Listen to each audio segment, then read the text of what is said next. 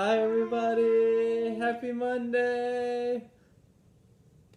I hope you guys are working hard.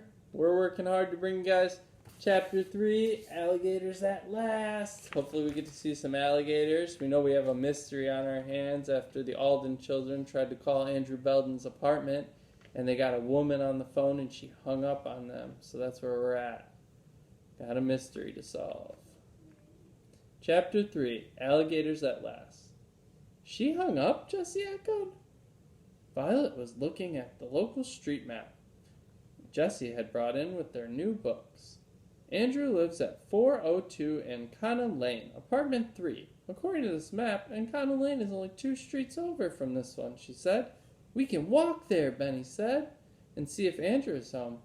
He might be sick, Henry added, folding the street map. He may need help. First, the Aldens went down the hall to let Grandfather know they were going for a short walk.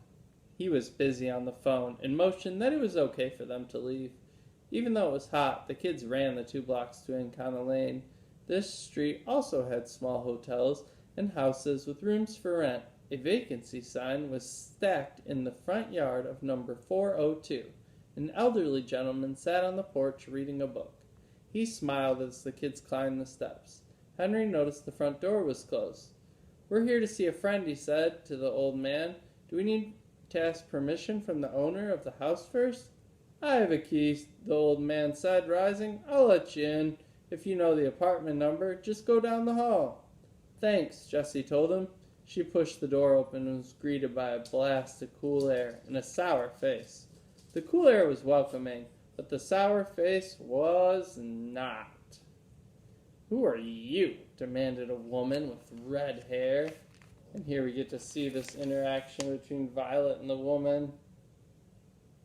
It's probably Benny peering in the background there, little brother. We're the Aldens, answered Benny. We've come to see Andrew Belden. The woman's gray eyes narrowed in a frown. Did you just call on the phone? As a matter of fact, I did, Henry began. Andrew is not here, the woman told him, and I don't allow kids in my house. Thanks for your help, Jessie said. She refused to be impolite. The door slammed behind them. The old man was still sitting on the porch. Old Lady Applegate give you a hard time, he guessed. Yes, said Violet. Is she always that grouchy? Pretty much, but the lodging is cheap and her cooking isn't too bad. The old man stuck out his hand. My name is Gus Hummer. Anything I can help you with? The children took turns shaking hands and introducing themselves. We hope you can, said Jessie. We're here looking for Andrew Belden. He does live here, doesn't he? In number 3? Yep, said Gus, but Andy's been away for a while. Do you know where he is? Asked Henry. Our grandfather knows Andrew's father. He's trying to find Andrew for his father. Mr. Hummer opened his mouth, then glanced back at the house. Violet thought she saw a curtain twitch at the window. Was Old Lady Applegate spying on them? Gus lowered his voice to a hoarse whisper. The only thing I can say is that Andy is mixed up in something pretty serious. He's disappeared like this before, but never for this long. Is Andrew in danger? Henry prodded. Gus shook his head. I don't think so. I think he'll probably show up soon. I can't say any more, kids, but watch out for Old Lady Applegate. Violet led them across the screened-in porch and down the steps. As soon as they were away from the boarding house, they began discussing this new development. What could have happened to Andrew? No, Bubba, lay down. Asked Jessie. What would keep him away from his job and from calling his father? And how does this landlady fit into the picture, Violet wondered. I still think Melanie Harper knows more than she's telling us, said Jessie. I'm afraid Andrew is in danger, Henry stated grimly. The children were silent on the way back to the Pink Hotel. They went straight to Grandfather's room. Grandfather was through making calls. Here's what I found, he reported. Andrew last came to work 4 days ago, but he has not been seen since. Also, his attendance record is spotty. Benny frowned. What does that mean? It means Andrew has been arriving at work late or leaving early or taking extra time off, Grandfather said. His supervisor told me Andrew has received 2 warnings. I thought Andrew was responsible, Henry said. This doesn't sound like him. It doesn't, Grandfather agreed. That's what's puzzling me. I've known Andrew Belden since he was very young, and he was always interested in nature, and he was so excited when he became a park ranger. It was a dream come true for him. If he loved his job so much, why would he mess it up? Violet asked. Good question. Grandfather looked at them. You 4 know something, don't you? They told him Andrew lived only 2 streets over. When they described their visit and what Gus had told them, James Alden drew his brows together. Well, it's obvious we won't get any answers from that Applegate woman, he said, but I don't think we should call the police yet. I don't want to worry Andrew's father.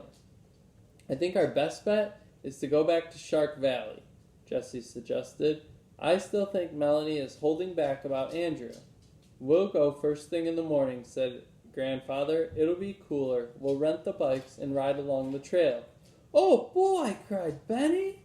Maybe we'll see an alligator. Then his face fell.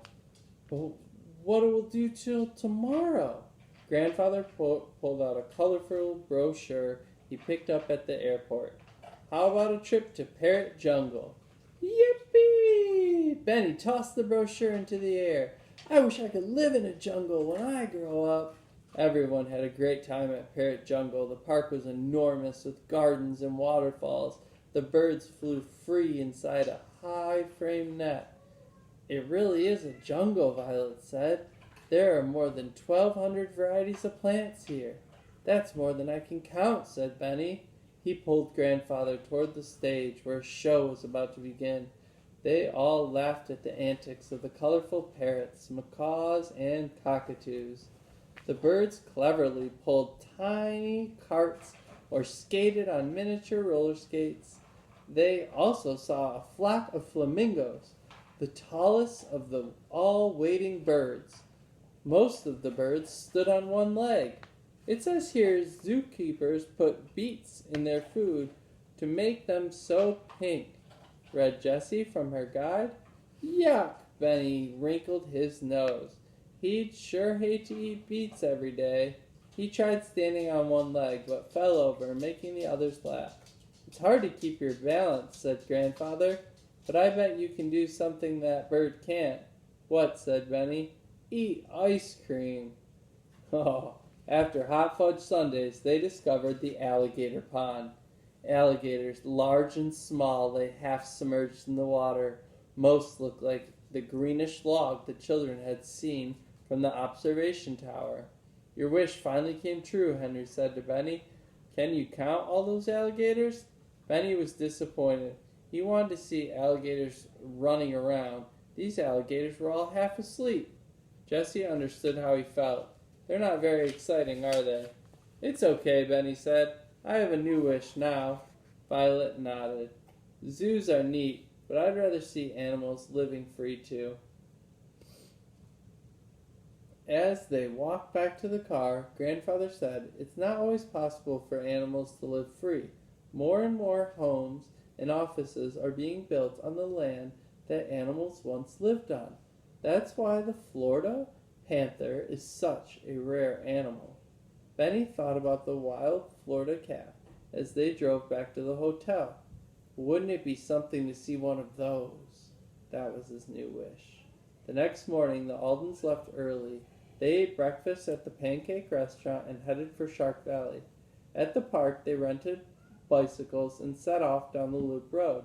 The land was flat, so it was easy riding, but the insects were out in full force. Jessie passed around the bug spray. Even though it was hot, they all wore long sleeves and pants of light cotton. They stopped several times to look at birds and flowers. Violet took lots of pictures, and then Benny gave a cry of delight.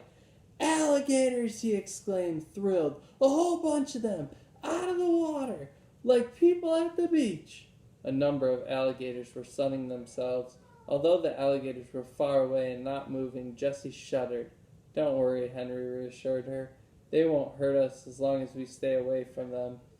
They only move when threatened or when they're hungry, and they don't eat very often." "How do we know when they last ate?" Jessie said. She would never like scary reptiles with big sharp teeth, no matter what Henry said. They decided to bike along a canal. Grandfather had seen a ranger station on the map. Maybe Andrew would be there, or someone would know something about him. But before they reached the ranger station, they came across something they couldn't resist stopping to see. Dun dun dun. That's the end of the chapter, guys. So, pretty cool. We got to see alligators in the zoo and in the wild. They went to Parrot Jungle. That sounds like fun. I think some of our friends in class might know about having a bird or two. So, again, let's stick with our theme of predictions, and let's predict. Chapter 4 is called A New Friend. What do you think that could mean? Who's going to meet a new friend? So let's see. You guys make your predictions and send them to me. I can't wait to hear from you, and we'll talk this week. I'll see you guys on Wednesday. Oh, and I also wanted to remind you, I almost forgot. Sunday was Miss Keller's birthday, so if you see Miss Keller this week, make sure you wish her a happy birthday, okay? All right.